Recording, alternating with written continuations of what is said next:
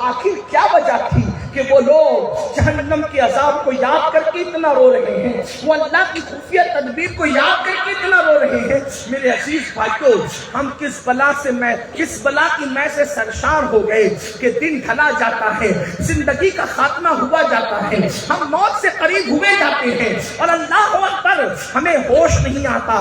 میرے اللہ نے اعلان کیا، ان الابرار لفی نعیم، نیکوں کے لیے جنت۔ ایک گناہ انسان کو برباد کر سکتا ہے اور ایک نیکی انسان کو بربادی سے بچا سکتا ہے۔ انسان کی دنیا اور آخرت کو برباد کرنے کے لیے ایک ہی گناہ کی نحوست کافی ہے، اور ہم ہزاروں گناہ دن میں کر رہے ہیں، لاکھوں گناہ کر رہے ہیں، کروڑوں گناہ ہمارے گناہوں کے دفتر کے اندر موجود ہے، ہمیں احساس نہیں، ہمیں خیال نہیں۔ لوگ کہتے ہیں دولت کیوں چھینی جاتی ہے، مال کیوں چھینا جاتا ہے، نعمتیں کیوں چھینی جاتی ہے؟ فقی ابو اللیث سمرقندی رحمت اللہ علیہ حدیث پاک لکھتے ہیں، اللہ کے رسول علیہ السلام کا فرمان دل کے کانوں سے سننا۔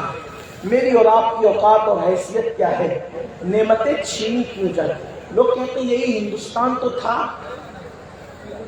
جہاں کبھی ہم عزت کی سانس لیتے تھے، آج ہماری سانسیں تنگ کی جا رہی ہیں۔ یہی ملک ہندوستان تو تھا جہاں کم و بیش 7 صدیاں اس کے تخت کو ہم نے اپنے پیروں سے کچلا ہے اور اس کے تاج کو ہم نے اپنے سروں سے زینت دی ہے۔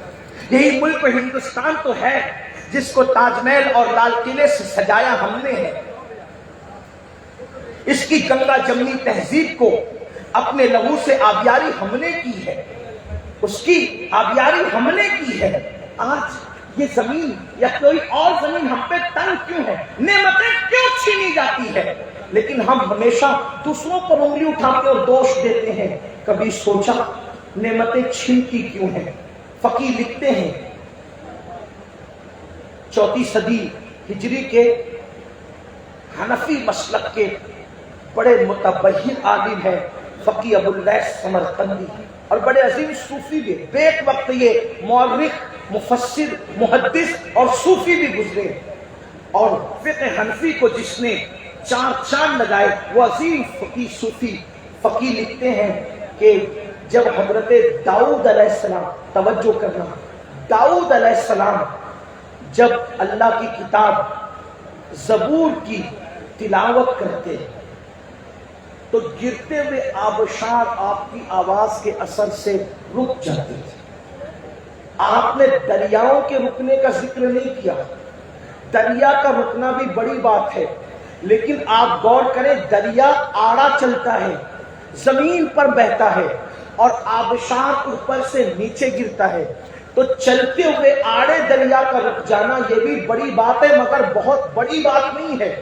لیکن پانی تو اوپر سے ہمیشہ نشیب کی طرف گرتا ہی ہے، اونچائی سے نیچے کی طرف گرتا ہی، وہ بچہ بھی پھینکے تو گرے گا، وہ بوڑھی عورت بھی پھینکے تو گرے گی، لیکن پانی اوپر سے نیچے گرے، اس کو آبشار کہتے ہیں۔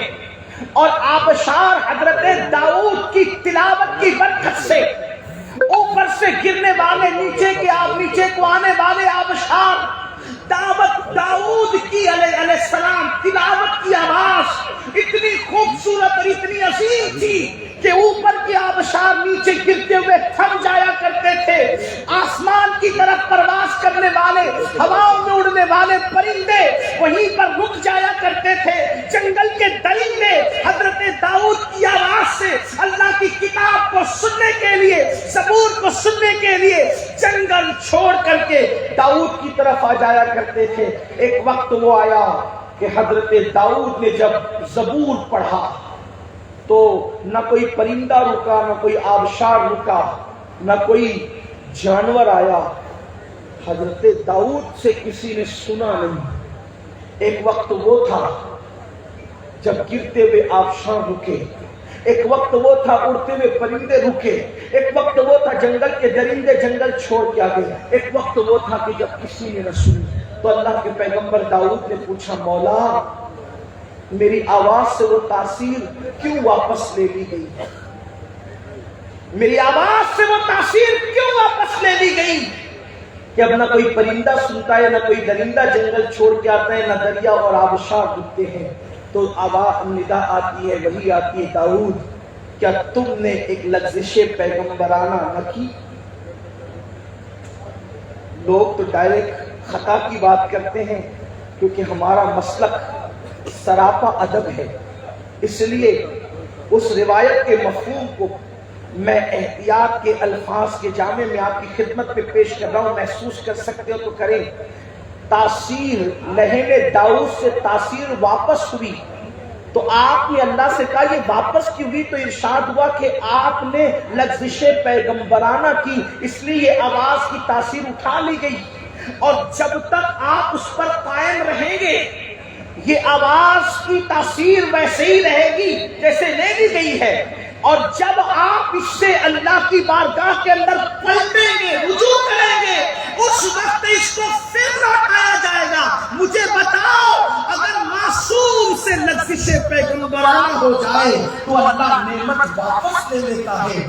جو قوم زنا کے اڈوں کو آباد کرے، جو قوم ماہ رمضان شریف میں بھی چھپ چھپ کر کھائے، جو قوم اللہ اکبر گٹکے، تمباکو اور سگریٹ کی بنیاد پر اللہ اکبر روزے کو ترک کر دے، جو لوگ خوبصورت نظر آنے کے لیے، سوکال اسمارٹ کہلانے کے لیے اللہ اکبر داڑیاں مڈا کر سنت مصطفیٰ کو کٹوا میں پھینکے، جو لوگ فلمی اڈوں کو آباد کر کے اللہ کے گھر کو ویران کر دے، کیا اس قوم کی سانسوں کو تنگ نہیں کیا جائے گا؟ اس قوم کی گردنوں پہ تلواریں نہیں منڈائے گی، ان کے سروں پہ ڈنڈے نہیں پڑیں گے، اس قوم کو سوال نہیں آئے گا؟ اے ہندوستان کی سرزمین پر آباد رہنے والے مسلمانوں، اپنے حال کا احتساب تو کرو، اپنے احوال کا احتساب تو کرو، اپنے اعمال کا احتساب تو کرو۔ اگر ہم نے اتنے جرائم نہ کیے ہوتے تو یہ حالات پیدا نہ ہوتے۔